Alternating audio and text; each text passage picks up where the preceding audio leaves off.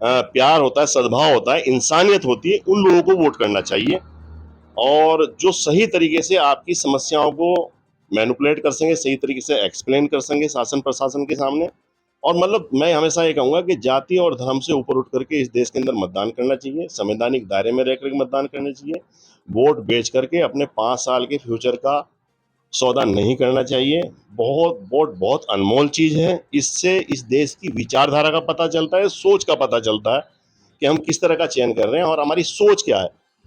तो अगर इस देश के अंदर संवैधानिक स्वतंत्रता, संवैधानिक लोकतंत्र को बचाना है तो बहुत सोच समझ के अच्छे व्यवहारिक लोगों को, जो समाज के बारे में सोचते हो, जो खाली समस्याओं के बारे में सोचते हो, जिनका आर्थिक डेवलपमेंट की और माइंड हो, उन लोगों को वोट करना चाहिए मेरे हिसाब से। इसमें उपस्थित है उत्तराखंड के जिला देहरादून के विकासनगर ब्लॉक के ग्राम पंचायत ढकरानी में हमारे साथ उपस्थित हैं हम सब के प्रेरणा स्रोत्र भाई अयूब हसन जी, जो समाज सेवी है। इनकी धर्मपत्नी यहाँ से ग्राम पंचायत के प्रधान है। आइए करते हैं बातचीत। किस समय प्रदेश भर में जो पंचायत चुनाव को लेकर सरगर्मियां चल रही हैं, उसको लेकर अपने गांव में किस प्रकार का माहौल है, भाई अयूब हसन जी। जी देखिए, हर 5 साल में एक छोटी सरकार क्या, बड़ी सरकार क्या, या प्रदेश सरकार क्या, संविधान ने एक प्रावधान रखा है कि आप हर 5 साल में अपने क्षेत्र के विकास के लिए, उसके चौमुखी विकास के लिए, उसके तमाम तरह के जो डेवलपमेंट है उसके लिए जनप्रतिनिधियों का चयन होता है। उसी क्रम में पिछले वर्ष 2019 में पंचायत के चुनाव हुए थे। ये हमारे चुनाव 2024 में होने चाहिए थे नवंबर में, लेकिन कतिपय कुछ कारणों के वजह से चुनाव नहीं हो पाए। लेकिन अब सरकार ने इसकी अधिसूचना जारी कर दी है और हमारे यहाँ उत्तराखंड में 2 चरणों में चुनाव हैं। पहला चरण हमारे यहाँ 24 जुलाई का है और दूसरा चरण 28 जुलाई का है। 31 जुलाई को यहाँ पर मतगणना होगी।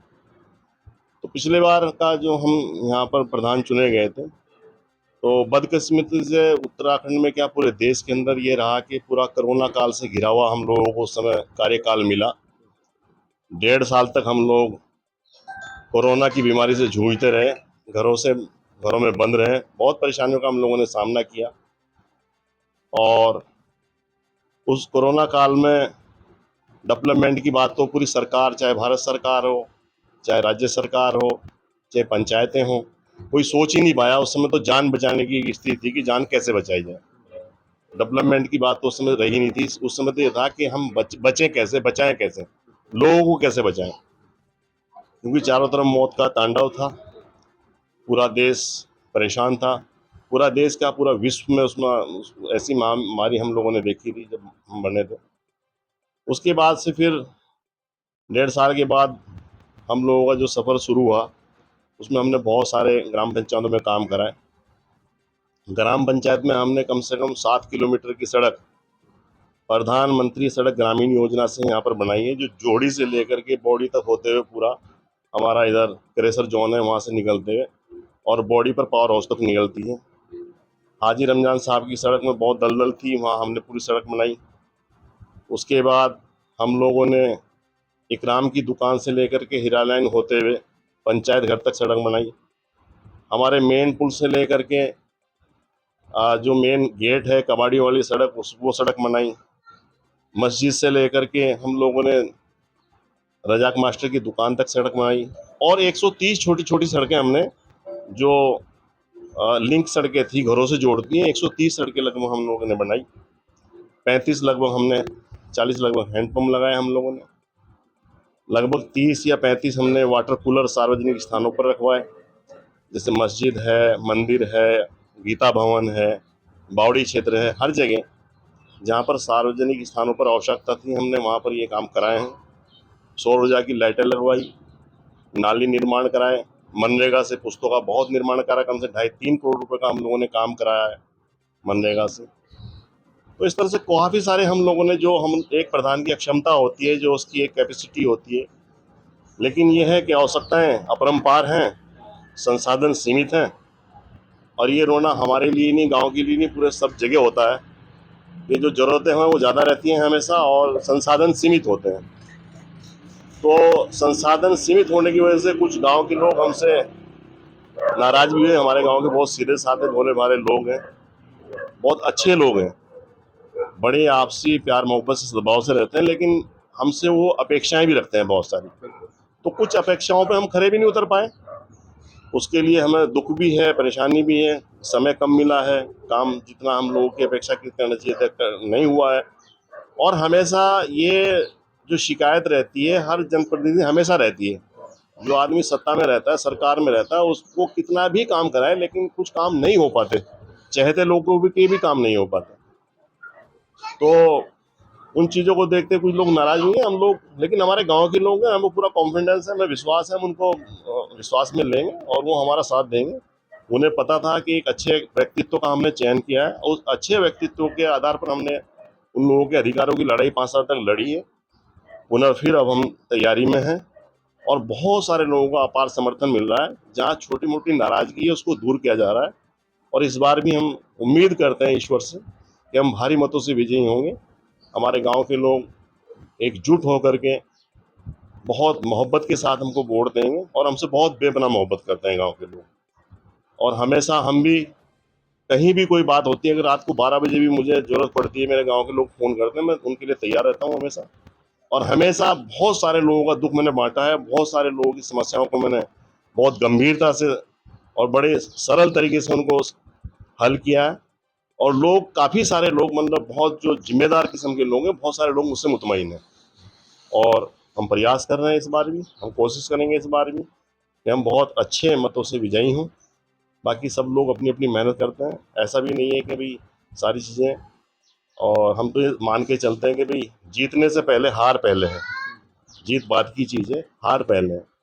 लेकिन कोशिश हमारी रहेगी कि हम बहुत अच्छे तरीके से इस गांव का फिर दोबारा से सामाजिक ढांचा, राजनीतिक प्रबंधन, और बहुत अच्छे तरीके से हम इस गांव की संरचना को एक विकास के पटल पर लाएंगे, और तमाम लोगों की जो अपेक्षाएं हैं उस पर कहीं ना कहीं खरा उतारने का प्रयास करेंगे, और कोशिश करेंगे हमारा गांव हमारे नेतृत्व में आने वाले 5 सालों में चहुमुखी विकास की ओर अग्रसर हो। इस प्रकार वो लोगों की अपने मतदाताओं से वोट की अपील करेंगे आप? बस वही जो मैंने आपको बताया कि भाई हम लोगों से हम बता रहे हैं कि भाई कुछ समस्याएं रही, चीज़ें नहीं हो पाई, और भाई सारी चीज़ें हमारे हाथ में भी नहीं होती हैं। तो लोग मुतमईन है, बहुत सारे लोग, ढगरानी के लोग बहुत सारे हमारे साथ मुतमईन है। वैसे एक बहुत बड़ी टीम हमारे साथ गाँव में है, और बहुत मजबूती के साथ टीम है और काम कर रही है। उनको हमारी जो परेशानी है, देखिए कोई आदमी अगर हमसे, मतभेद क्या होता है, मतभेद होता है कि कहीं ना कहीं कम्युनिकेशन गैप होता है, तब मतभेद पैदा होते हैं। तो कम्युनिकेट नहीं हो पाया, हमारे साथ मिलकर के नहीं रह पाया, उसको किसी ने बता दिया, तो ऐसी बातें होती है, लोगों को कम्युनिकेशन गैप आ जाता है। उस कम्युनिकेशन गैप को हम खत्म करने का काम कर रहे हैं। तो जो जनप्रतिनिधि होते हैं, जो चुनाव में खड़े हैं, चाहे वो जिला परिषद में, पंच में, सरपंच में, प्रधानी में खड़े हैं, उनके अंदर कौन कौन सी योग्यता होनी चाहिए सर? अब मैं आपके अपने राष्ट्र के माध्यम से आम जनता का सवाल पूछता हूँ, आप अनुभवी भी है, बुद्धिजीवी वर्ग में आते हैं, एक क्या योग्यता होनी चाहिए वोट देने से पहले उस जिसको वोट दे रहे हैं, उसमें ऐसे क्या खूबी देखनी चाहिए? देखिए, सबसे पहला काम तो ये है कि किसी भी तरीके से समाज के बीच में और प्रशासन के बीच में किसी तरह का कोई कम्युनिकेशन गैप नहीं होना चाहिए। हम अपनी समस्याओं को अपने अधिकारियों के सामने बहुत अच्छे तरीके से उनका प्रेजेंटेशन दें, उनको बहुत अच्छी तरीके से एक्सप्लेन करने की हमारे पास कला होनी चाहिए।